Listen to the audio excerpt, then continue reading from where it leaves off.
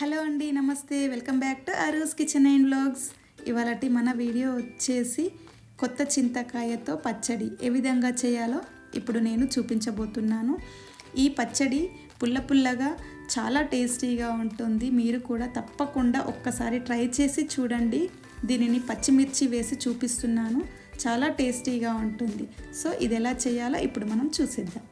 దీనికోసం స్టవ్ పైన ఒక వెడల్పాటి ప్యాన్ పెట్టుకోవాలి. ఈ ప్యాన్ హీట్ అయిన తర్వాత ఇందులోకి 1 టీ స్పూన్ వరకు మెంతులని, 2 టీ స్పూన్స్ వరకు జీలకర్రని వేసుకొని వీటిని దోరగా వేయించుకోవాలి. ఈ రెండింటిని కొంచెం దోరగా వేయించుకోవాలి. కలర్ చేంజ్ అయితే సరిపోతుంది. మనకి మాడిపోతే చేదొస్తాయి. కొంచెం జాగ్రత్తగా వేయించుకోవాలి. ఇలా వేగిన తర్వాత ఇప్పుడు వీటిని ఒక ప్లేట్లో వేసుకొని పక్కన పెట్టుకుందాం. ఇప్పుడు వీటిని చల్లారనివ్వాలి. అదే ప్యాన్ని మళ్ళీ స్టవ్ పైన పెట్టుకొని ఇందులో 1 స్పూన్ వరకు ఆయిల్ని వేసుకోవాలి. ఈ ఆయిల్ వేడైన తర్వాత ఇందులోకి కొద్దిగా పచ్చిమిర్చిని తీసుకొని చిన్న ముక్కలుగా చుంచుకొని వేయించుకోవాలి. వీటిని గోలనివ్వాలి. ఇక్కడ పచ్చిమిర్చి క్వాంటిటీ ఎంత తీసుకోవాలి అంటే మనం తీసుకునే చింతకాయలను బట్టి తీసుకోవాలి. చింతకాయలు ఎంత తీసుకుంటే అందులో సగం వరకు పచ్చిమిర్చి తీసుకోవాలి. మనకి పచ్చిమిర్చి అనేది కొంచెం ఎక్కువ పడుతుంది, పులుపుగా ఉంటుంది కాబట్టి చింతకాయలు ఈ కలర్ వచ్చేంత వరకు మనం పచ్చిమిర్చిని వేయించుకోవాలి. సో చూసారు కదా, ఇప్పుడు వీటిని కూడా ఒక ప్లేట్లోకి తీసుకొని పక్కన పెట్టుకుందాం.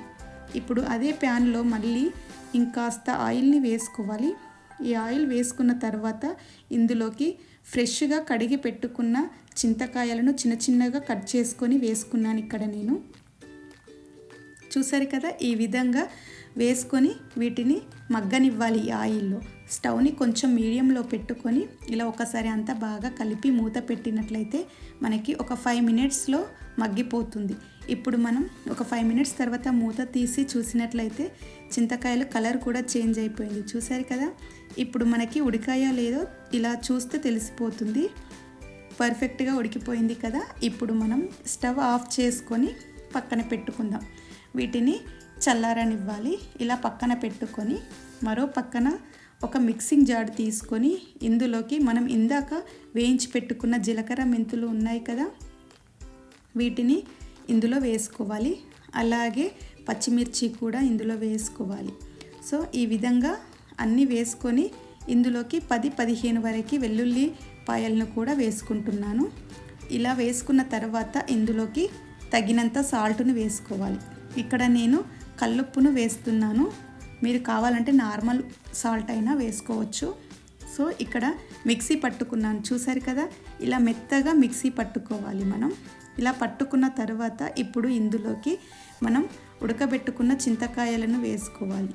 ఇలా అంతా చింతకాయలు వేసుకోవాలి. ఇలా వేసుకున్న తర్వాత మనం ఇప్పుడు దీనిని మిక్సీ పట్టుకోవాలి.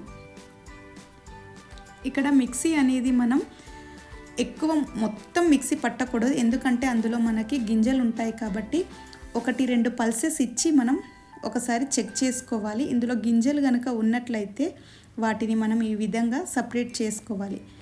లేదా ఆ గింజలు అలాగే ఉంటే మనకి చట్నీ అంతా చేదులాగా వస్తుంది కాబట్టి మనకి ఆ గింజలని సపరేట్ చేసుకోవాలి.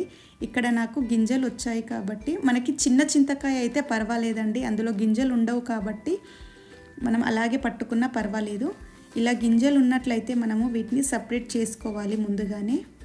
ఇలా చూసారు కదా, నాకు ఇక్కడ ఇన్ని గింజలు వచ్చాయి ఇంత కాయలకి.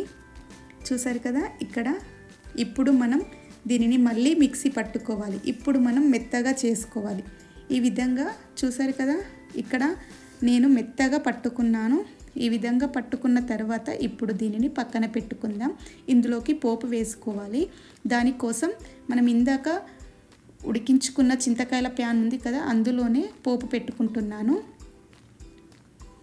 ఇందులో 1 స్పూన్ వరకు ఆయిల్ని వేసుకొని ఈ ఆయిల్ హీట్ అయిన తర్వాత ఇందులో 1 స్పూన్ జీలకర్ర, 1 స్పూన్ ఆవాలు, 1 స్పూన్ మెంతులు, 1 స్పూన్ మినప్పప్పు వేసుకొని కొద్దిగా కరివేపాకును వేసుకొని కలుపుకుంటున్నాను. చూసారు కదా, ఈ విధంగా అంతా ఒకసారి కలుపుకోవాలి. ఈ విధంగా కలుపుకున్న తర్వాత ఇందులో ఎండుమిర్చిని కూడా వేసుకోవాలి.